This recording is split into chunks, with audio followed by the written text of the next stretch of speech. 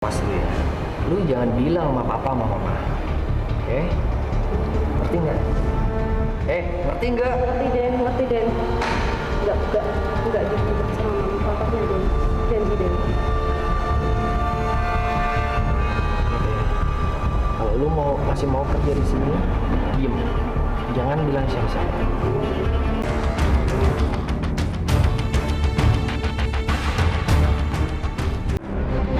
Aku tidak tahu harus ngomong dengan siapa lagi. Sekarang aku bingung. Aku sangat benci sama anak majikanku. Kebencianku ini bermula dari aku benar-benar nggak percaya sama apa yang kulihat. Aku kaget. Aku nggak nyangka Mas Alan ternyata seperti itu. Kamu ngapain sih ya? Nonton apa? Malam apa? Drama, action? Kok aneh gitu sih yang filmnya? Iya, kita lihat film yang dibuat berdasarkan seni manusia. Yang, tapi jorok deh yang. Kok kan? Cuma kayak gitu, nggak ada masalah. Iya, tapi kan Ya, tadi ya.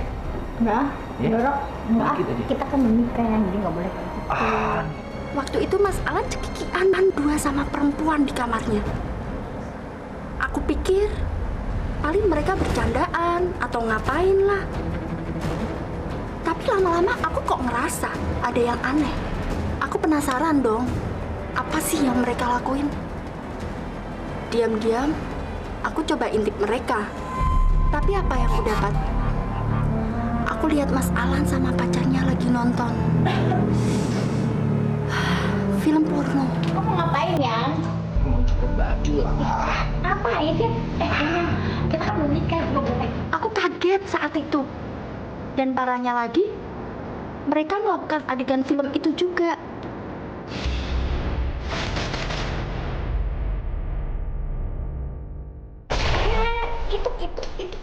Itu menurut kamu ngintip? Mana? Itu.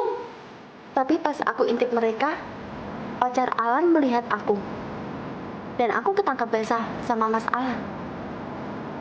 Aku langsung gelagapan. Aku bingung harus ngomong apa. Karena aku tahu kalau tindakanku ini salah.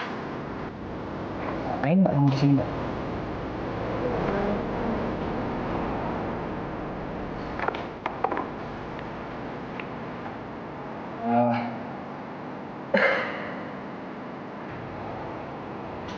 Tadi lihat apa?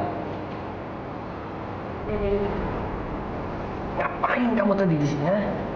Tadi kebetulan aja lewat sama Den Teten. Lewat. Lewat yang di sini, lewat tuh di sono. Kok di sini? Itu namanya ngedang, tau gak sih? Mas Alan marah. Dia minta penjelasan sama aku. Ya aku coba cari-cari alasan. Aku bilang aja kalau aku tuh nggak sengaja lewat situ dan ngelihat Mas Alan nonton film seperti itu. Tapi dia nggak percaya. Dia minta supaya aku jauh-jauh dari dia. Bukan cuma itu aja. Bahkan Mas Alan tega ngancam aku kalau sampai aku bilang sama orang tuanya, aku pasti bakalan nyesel. Mas lu jangan bilang sama papa sama mama. Ngerti nggak? Ngerti nggak? Ngerti Den. Enggak gitu sama mama papanya Den. Janji Den. Kalau lu masih mau kerja di sini, diem. Jangan bilang siapa-siapa. Deh. Nih, Enggak usah Den. bawa lu ajakin si Ken beli makanan atau apa, tapi ingat, lu jangan bilang sama papa sama mama. Kalau sekali bilang sama papa sama mama, awas lu. Udah, sana. Iya Den. Udah, sana.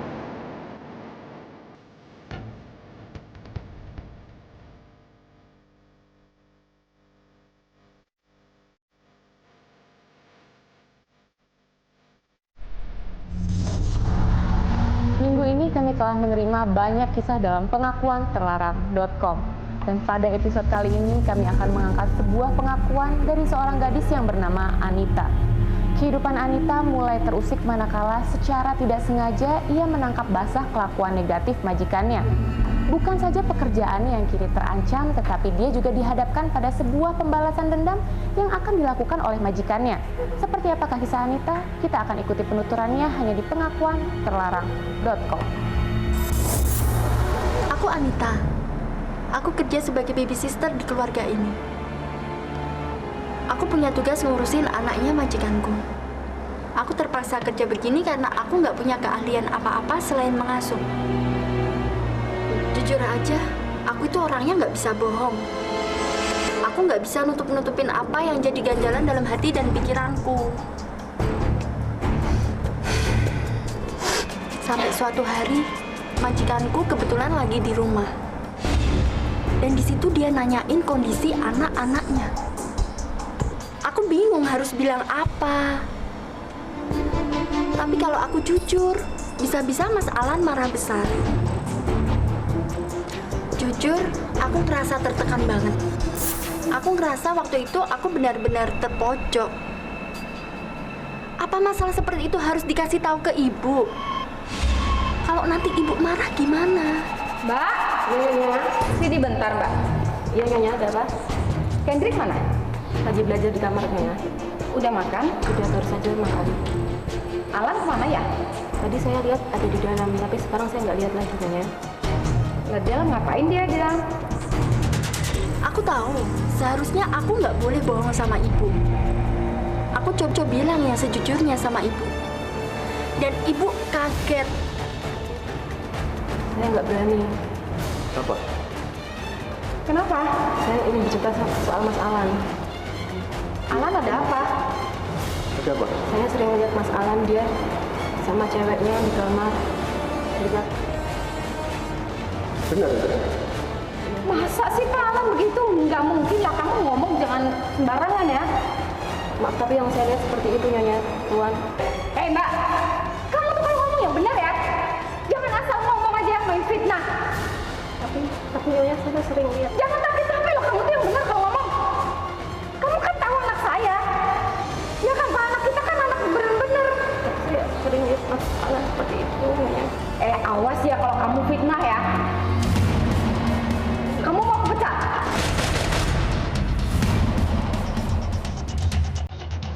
Aku coba yakinin ibu kalau apa yang aku lihat itu memang benar.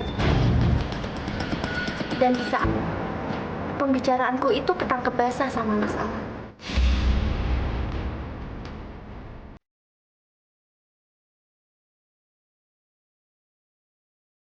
Awas loh, nanti kalau kamu ketahuan bohong ngomongnya. Karena Alan mana? Alan? Alan? Alan? Ya? Ini kamu? Apa-apa? Di saat itu juga, ibu coba tanya ke dia. Ibu coba nanyain kebenaran hal itu. Tapi Mas Alan coba ngelak dan malah balik nuduh aku itu yang bohong. Dia malah nuduh aku tuh udah coba fitnah ke dia. Ya ampun, tega banget Mas Alan. Terus katanya Mbak, kamu suka bawa pacarmu ke rumah. Masuk ke kamar lagi. Kata siapa? Ngomong yang bener lu ya. Enak aja ngomong. Mbak, kamu ngomong yang bener dong. Mbak, kamu ingin kerja di sini? Pasti Tuan. Kalau kamu masih ingin kerja di sini, jangan buat masalah. Iya maaf Tuan, tapi saya. Kamu jangan buat fitnah. Iya Tuan, maaf. Saat itu aku ngerasa badanku gemetaran. Aku emang ngerasa benar. Tapi kalau situasinya begini, aku pasti bakal disalahin kan? Dan ternyata itu benar. Ibu marah dan percaya semua omongan Mas Alan. Emang teman Alan tuh sering di sini, tapi cuma di ruang tamu aja, Pak. Enak aja tuh dia ngomong, lu tuh cuma belabu ya di sini ya. Mbak, kalau kamu ngomong Iya. yang bener dong, jangan fitnah begitu. Hah? Saya kan tahu anak saya. Mentang-mentang kamu diserahin semua di rumah, kamu fitnah begitu gimana sih? Yang penting Alan harus bisa membuktikan omongan si Mbak tidak benar. Iya Pak, Alan tahu. Tapi itu dia yang nyari gara-gara lah Pak. Oke lah, Bapak percaya sama Ya sudahlah. Udah sana masuk, Pak. Besok lagi kalau ngomong hati-hati ya. Semenjak kejadian itu, aku lebih memilih buat diam. Aku lebih berhati-hati kalau bicara ataupun bersikap. Aku cuma nggak mau aja kalau aku nantinya dipecat cuma karena hal sepele seperti itu. Tapi kenyataannya pasti ada aja masalah yang datang ke aku. Waktu itu aku mau nganter minum buat Mas Alan. Aku pengen baikan lagi aja sama dia. Tapi apa yang kulihat, waktu aku buka sedikit pintu kamarnya, aku lihat Mas Alan